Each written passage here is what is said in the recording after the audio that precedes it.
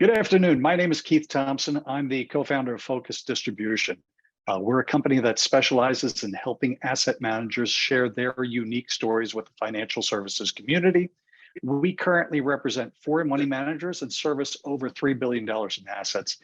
Our goal is to help educate and inform the financial services community. To that end, I am thrilled to have the portfolio management team of Old West Investment Management with me today. Old West is based in Los Angeles, and for the past 15 years have been running both small cap and all cap value strategies. They were recently named a PSN Top Gun for both their all cap and small cap solutions as top performers in their respective categories. They have a philosophy that on its face seems like common sense, but I think you'll find that their common sense is in fact uncommon. The PM team consists of CIO Joe Boscovich Sr., CFA Brian Lax, and co-founder Joe Boscovich Jr. Gentlemen, thank you so very much for joining me today. I'm going to kick on the conversation by asking Joe Sr. A few questions. First and foremost, Old West doesn't just indicate a location in my mind. It seems to indicate a feeling or a worldview. Can you give us some background on why you chose the name Old West and how it relates to your role as an asset manager? Sure, Keith. Well, thanks for this opportunity. Zane Grey wrote a book in 1928 called Code of the West. And I came across it years ago. And when I read the different aspects of Code of the West, it was basically taking back life to a simpler form without lawyers and contentious court system that the world lives in today. Basically, it's a few rules to live by. Look a man in the eye when you talk to him. Say what you mean. Talk less, say more. My favorite is fill your whiskey glass to the top. Ride for the brand. Just common sense, old-fashioned way of living. And when I saw that, I said, boy, what a great way to run a company with those ideas in mind in today's society. Joe, you did not take what I would call a direct route to the asset management world. Tell us a little bit about how you got here, how it informs your philosophy, and more importantly, I think why it gives you an edge in terms of the way you run money on behalf of your clients. Sure. Yeah, I always intended on being in this business. I have my undergraduate degree in finance. Between undergraduate and graduate school, I took a part-time job with my dad. My family has farmed in California for 100 years and never intended on going in that business. But once I got there, I happened to stay for about 22 years and built a big business with my dad, my brother, my cousin. We farmed 15,000 acres in California, Arizona, Mexico.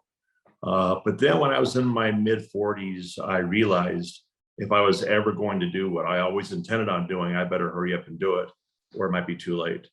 And so I did a career shift in my mid-40s, entered the world of money management, and I've never looked back. One of the stories I've heard you tell in the past is how you built some banking relationships and how that informed some of the things that you look at when you're looking at a company. Maybe you could tell us a little bit about that. Sure. I was in my young 30s, and I was on the board of directors of a community bank, and the chairman of the board, Don Guglielmino. For anybody that's a Notre Dame fan, in South Bend, there's the Guglielmino Center on the campus, named after him. But he, was a classic hands-on owner-operator, and I saw him accumulating stock over several years, and I decided to buy stock alongside him. And lo and behold, we sold the bank to Bank of America a few years later. He never expressed his desire to sell the bank. Looking back on it, it was clearly his intention as he accumulated stock and built the bank into a pretty good sized bank. And the takeaway from that is that nobody knows the prospects of a company better than the people that run it. No one knows the company better than people in the boardroom, which really has led us to watching insiders with a fine-tooth comb, watching what they're doing with their money. To that end, I don't know of many asset managers that kind of lead with the proxy statement. Is that kind of why it's so important at Old West? It really is. We think incentives matter, and we really like putting our clients' money alongside companies run by owner managers that have huge ownership stakes in the business.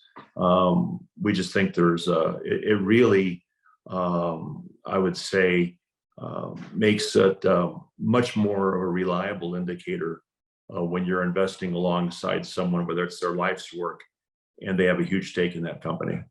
Can you give an example of a company that maybe would not have been on your radar screen, that because you were looking at things of that nature kind of came to view for you, and it informed your decision to own the company on behalf of your clients? Yeah, it's a great example would be, it's actually a large cap name that's still in our all cap portfolio, is AVID Labs, a company that everybody recognizes around the world. Miles White ran the company for 17 or 18 years, did a wonderful job, split off AVID, which today is one of the world's biggest drug companies itself. And I saw him going through Form 4 filings. I saw him make a $50 million purchase of his own stock.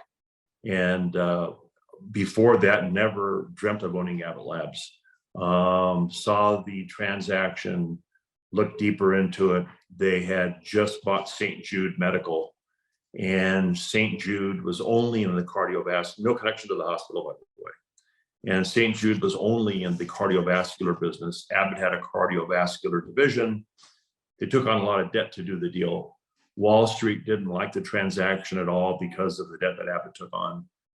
Stock tanked, and White's reaction was to invest $50 million, wrote a check for $50 million of his own money, buying the stock. And then as I looked at it closer, I thought, what an extraordinary company. And he ran it just, I mean, really, really like a conductor of an orchestra, the way he ran the company. It was kind of a funny story, but the morning that the Form 4 came out, showing that he bought $50 million of stock, one of the Wall Street research houses came out with a sell recommendation on AVID Labs. And so that would beg the question, what do you think the stock did that day? Did the stock go up or down? CEO buys $50 million worth of stock. A Wall Street research house has a strong sell recommendation. Of course, the stock went down. Right. It was lost on the industry that the leader of this company wrote a check for $50 million buying a stock. So just a great example of how the industry is focused on the wrong things. And anyway, it's a success story on our part. We still own the stock today. Wonderful company. He has since retired. But yeah, there's a good example. By now, I think a lot of consultants have heard of this concept of FANG 2.0. This is the belief that rather than the tech boom of FANG 1.0, that the next decade and beyond are going to be dominated by things like fuel, aerospace, agriculture, nuclear, gold, metals, etc.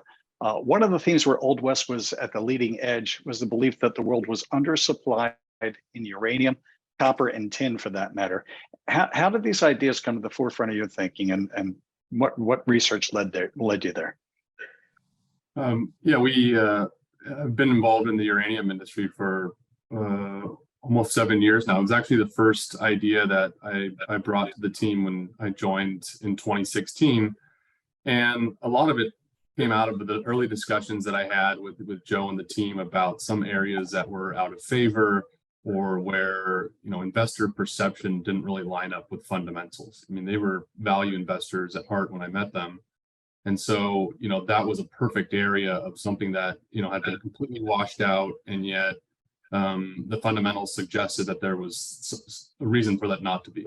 And so we, you know, we started doing work on the industry. This was 5 or 6 years after, you know, of a downturn, and realizing that there was a bright future ahead, even though most of the investment community had apparently passed on it. And so we, you know, started to build positions. We did more research, and our conviction just grew. The more we learned about it, the more we realized that there was a big gap in investor understanding that we could take advantage of. And it's a slow moving industry, so we realized that it would take time for it to play out. But we slowly increased our positions. We added new names, increased the weightings, and it got to the point where I think in mid 2018 we launched a fund just to pursue ideas like that. So really it was just following our process of looking for good companies, strong fundamentals, good valuation. It just happened to be in that area, and really it led us to some of the other things that you mentioned, which were other types of niche commodities that are in strong demand but not abundant supply. One of the companies that you own is a company called AlphaMin. This is a tin company. I don't know of anybody who owns tin companies in their portfolios, and frankly, short of this name that I'm aware of only through you. What are the ways that you can invest in, whether it's tin or copper? Are there significant exposures in publicly traded companies? There aren't a lot, and that's one of the reasons that we get excited about things like this. Uranium was a great example. There were only a few dozen companies at the time we were looking at the industry. And what that means is that if we're right about our work and other investors try to invest in this theme, that there's very limited avenues for that capital. And we think that it accentuates the revaluation that we think would expect to happen. Tin, I think, is an even more extreme version of that. There's maybe only a handful of companies that are publicly traded that have direct exposure to it. And AlphaMin is one of them. They run the highest grade tin mine in the world. And they're in the process of opening a second mine, which is the second highest grade mine in the world.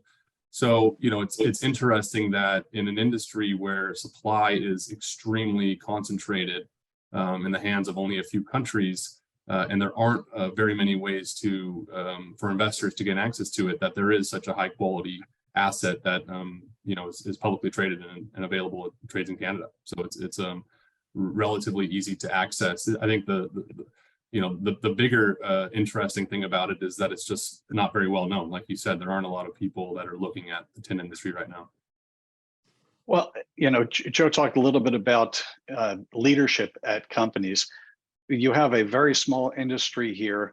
I think people over time have always been concerned about owning commodity companies because their profits are so driven by the price of the commodity. Does the ownership of companies in this have a big difference, or is it just a matter of who's got the best assets? Well, it's always important, and so it is one of the first things we look at, because you can have a great asset that is run poorly, and they maybe run it into the ground. Conversely, you can have a mediocre asset, and if it's run well, they can still make good money out of it. I think the thing that we liked about this was it's incredibly high quality asset, and the guys that are behind it are extremely well regarded and are majority owners. And so I think it's a unique situation that really there's an alignment of interest there. And when you have that coupled with the quality of the asset, it really makes it an intriguing investment for us. Yeah. So at your core, you're value investors. When you look at a tin company, and like I'll use uranium as an example. You said it was a kind of a slow burn for that to be recognized on Wall Street. Once it is recognized, though, how do you determine when it's too much, and what are the valuation metrics that you look at? Sure. Well, I mean, at the heart, it's really simple economics of what these commodities, where the prices should be. We think it's just the necessary price level to balance supply and demand. If the price is too low, not enough companies will make money, and they won't be able to supply whatever level of demand there is. If the price is too high, it naturally invites new competitors in, and they, will beat the price back down. And so, given what expected levels of demand are, and what the current universe of projects that are out there, what their cost structures are, we get a pretty good range of what we think is the necessary price to balance these markets. And so we can use that range of price levels to really look at what sort of cash flows and earnings these mines and different assets can generate. And that gives us our estimate of what the intrinsic value is. And a lot of times we're investing in things where the current price is below what we would view as the market clearing price. And so there's various reasons why a commodity can trade below the cost of production, but it happens. And uranium was a great example of that. We think tin is a current example of that. And so in our view, just to match supply and demand, we think the price needs to rise, in some cases substantially. And then we look at what the value of these companies are based on, that sort of price level. And in many cases, the things we find are severely undervalued. And a lot of times it's just because there's a lack of awareness. No one's really following these things. They're very small niche industries. A lot of the larger pools of capital aren't able to tap into these. It's just too small for them. But for a boutique manager our size, it's right in our wheelhouse. I think that's how we're able to find some of these things that really do have the exceptional return potential. And yeah, a lot of times it is a bit of a slow burn. You're just really waiting for the rest of the investment community to do the same sort of work, the same sort of math that we've done. And like we saw in uranium the last few years, you'll often get a pretty big re-rate when people realize how substantially undervalued these companies are. Why do you think there's going to be this, I guess, re-rate in tin and copper specifically? What are these demand drivers? I mean, we talked about that there's going to be a lack of supply, but why? Yeah, well, so the demand for a lot of these, and really it was the work in uranium that kind of opened our eyes to this theme, is that a lot of the big trends you're seeing today in terms of clean energy, decarbonization, net zero, electrification, all of those things really create a step change in demand for various metals. They're very metals intensive. And so whether it's renewable energy, wind, solar, or electric vehicles, you're really seeing a large increase in what they're calling critical minerals for these types of technologies. And the mining industry it's challenging. It takes a long time to bring projects on, 5-10 years plus.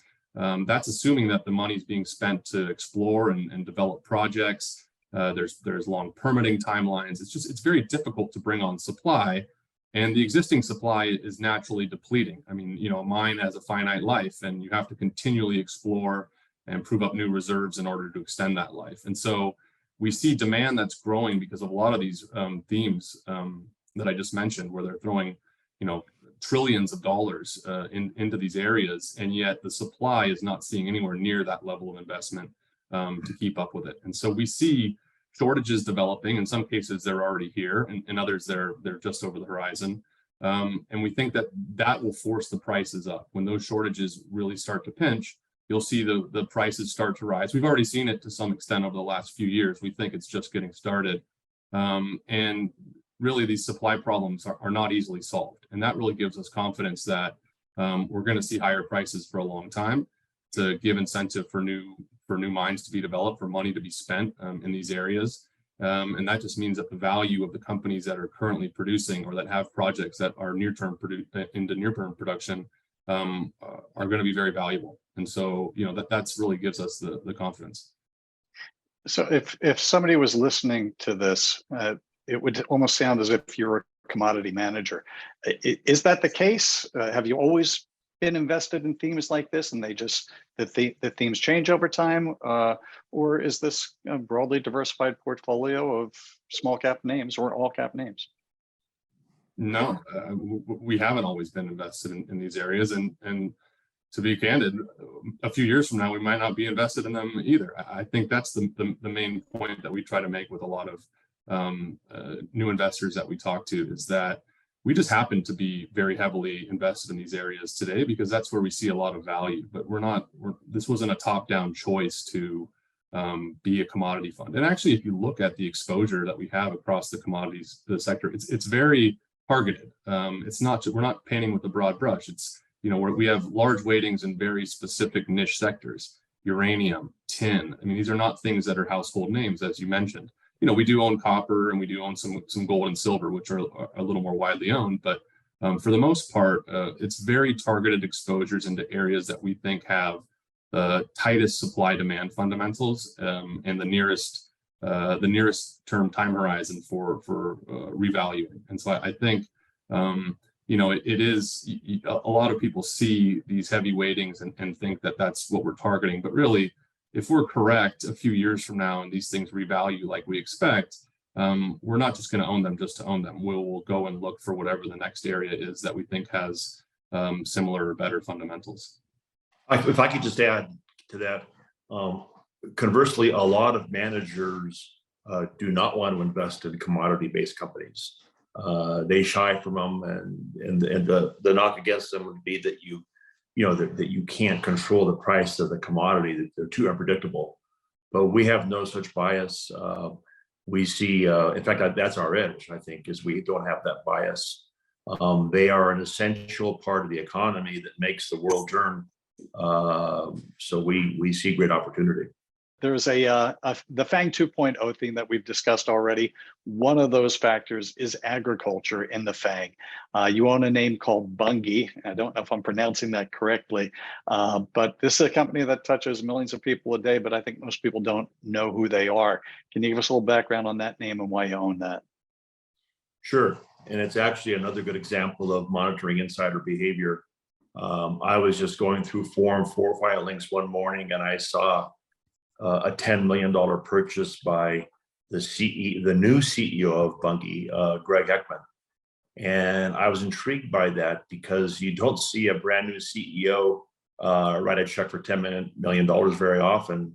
So I called the company, the IR department. It actually took 3 phone calls for me to get a call back. And finally, they returned my phone call.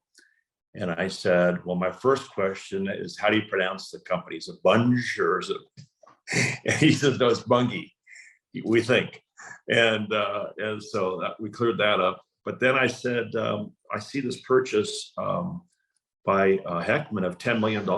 I'm assuming that was a stock grant given to the new CEO. And he said, well, you're half right. He did get a $10 million grant, but he also wrote a check for $10 million. I said, of his own money. So then I dig into his background, longtime ConAgra executive. Bungie had been mismanaged for years. There are 4 big ag companies in the world that control the volume and movement of wheat and soy and corn worldwide. 2 are publicly held and 2 are privately held. The privately held companies are Cargill and Dreyfus. The 2 publicly held companies are Archer, Daniel Midland, and Bungie. Bungie had been the worst managed of all those companies. And I think Heckman knew that. Being a ConAgra executive, he watched Bungie from afar, saw the mismanagement, saw the opportunity. He comes in there, the first thing he did, they were based in New York. And he asked the question, why is an ag company based in New York?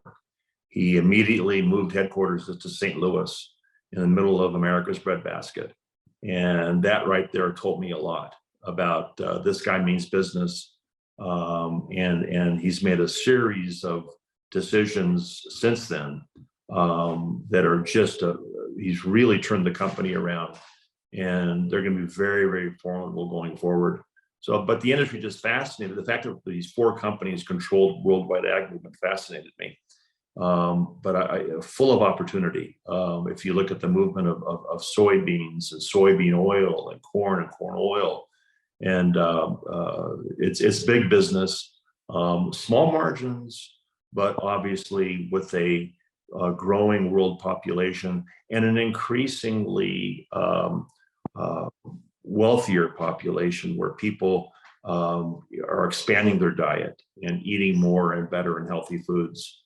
I think we'll own Bungie for a long time. There's a saying that CEOs only can allocate capital in 5 different ways. How closely do you look at those 5 different things in terms of capital allocation by your corporate leaders? Well, real closely, but it's not that we don't need to watch them, because the companies we're invested in, the management they have their own money at stake. And when a management team has their own money at stake, they tend not to make stupid decisions on capital allocation. They tend not to overpay for an acquisition. They tend not to buy back their stock at the top of the market. So really, it's a pretty dependable equation that when their money's at stake, they tend to make better decisions. at your core, you're a value manager. So what does value mean to Old West? I think it means trying to find out what the company's worth. That's the work we're really trying to do as value investors, is trying to take a company that has a collection of assets, whether it's media assets or mining assets or whatever industry they're in, and trying to determine, what sort of cash can the company generate from these assets? What sort of earnings can they put up over the life of the company or the life of the asset?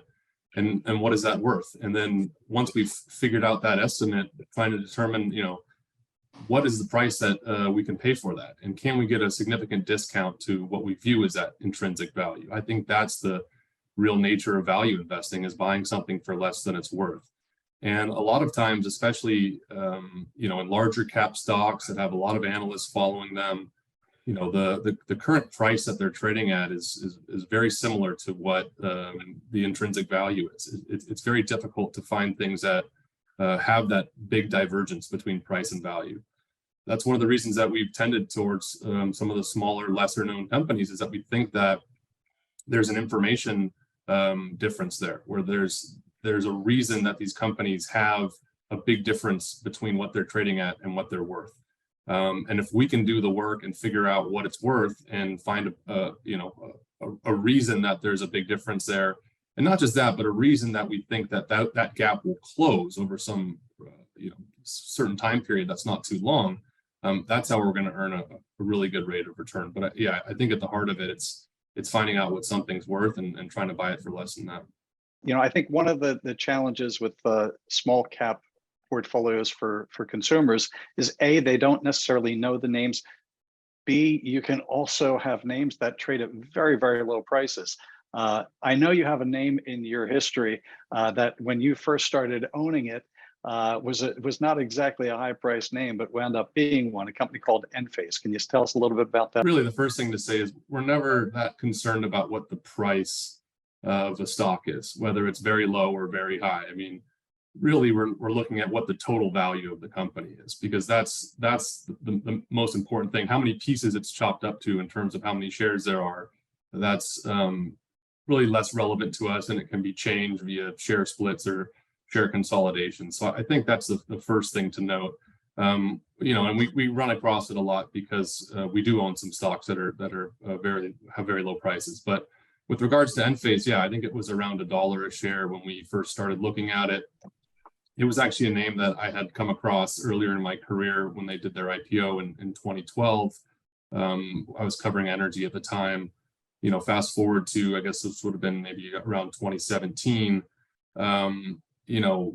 Solar power, the whole industry had really fallen out of grace with the crash in oil prices in 2014 and 2015.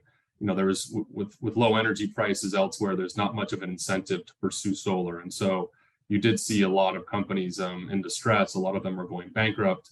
And this company also could be lumped into that category. I think it was the market cap was only around 100 million at the time, and there were worries that they wouldn't survive. And the company itself made a piece of electronic equipment for solar panels that would convert the electricity that was generated by the panel from DC into AC into a more usable form to feed into the grid. And they had a great product. The adoption was great. It was very highly regarded in the industry. There were a lot of customers that were using it and very happy with it. The problem was that they couldn't really make it. They were losing money in their manufacturing process. And so, the company was really struggling. People thought that they only really had a few quarters or a year to live. And, it really came on our radar. Following our process, we saw a very large purchase by a guy named TJ Rogers, who was a storied executive in the tech industry, founded Cypress Semiconductor, was extremely successful. And he came on board, wrote a big check. I think he came on the board and started bringing in new employees. He put in a new CEO, and really it opened our eyes, not just the size of the check that he cut and the fact that he got involved with the company, but the fact that here you have an executive with a multi-decade history in the tech industry coming into a very tiny company that looks in distress. It's really notable when you see those types of executives take a step down into something that looks like it's a much smaller job for them.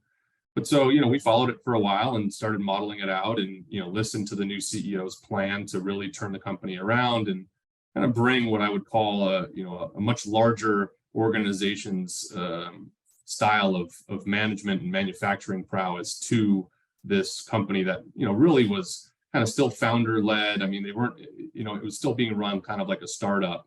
I think that these other executives came in and saw the fact that the product was highly regarded, and if they could figure out a way to manufacture it well, there was really a lot of upside ahead because it was so widely adopted. And so, we saw that if the things that they were putting in place, the manufacturing policies, if they could get to their goals, the company was extremely undervalued. And so we did a write-up of it, I want to say kind of mid to late 2017 when the stock was $1 a share, just saying how it could be undervalued and how there was pretty significant upside. And over the success, the following 3-4 years, I mean, the stock has done extremely well. They were able to get their costs under control, margins expanded, revenues grew, earnings grew, and then you got a multiple expansion on top of that. And I think the stock is north of 200 today. I haven't looked in a while, but it was an extremely successful investment.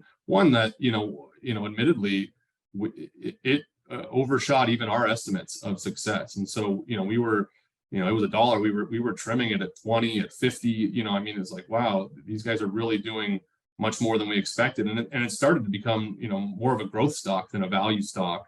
And I think if you go back and read our original write-up, we actually talked about that, or we had this in our discussions of how we're buying this thing when it's distressed, and they're not really getting any credit for their potential upside.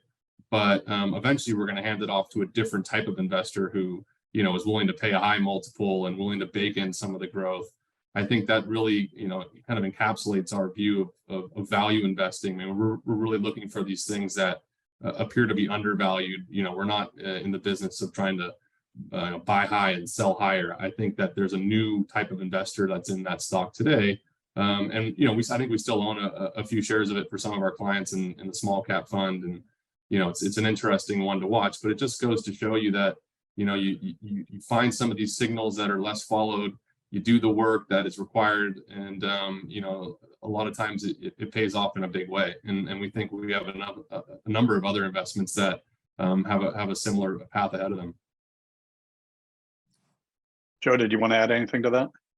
I do, yeah, sure. When TJ Rogers, who's one of the most well-known executives in Silicon Valley, who ran Cypress Semiconductor for years, got involved with Enphase, that really is what drew us to the investment and gave us conviction in the name. Coincidentally, we have another name in the portfolio today, Innovix, which TJ is also behind as chairman of the board and largest shareholder. He owns a $300 million stake in this company. And basically it's in the battery business, both for consumer wearables all the way to EVs. They replace graphite with silicone in these batteries, and they're getting a much longer life. And they have up to a 5-year head start on the rest of the industry in this battery technology. It can be absolutely huge. And so, we're not blindly following Mr. Rogers into the investment, but his track record is pretty darn good. And so we're very excited about the name. It appears that we're potentially entering a new phase in the market where free money no longer exists. Fixed income has become a legitimate competition for equity assets. Does this, or do you think this will impact your world and your portfolios? I'll start with that. Our entire time in business, we started in 2008. In November of 2008, the market bottomed in February of 2009. And from that point all the way to today, the move to passive investing has just been massive. And the whole idea is like, why would you hire a manager like us when you can buy the index for 12 basis points and do better? And that has really become just common thinking. And I think it's going to be proved wrong. I think that active management has its best days in front of it.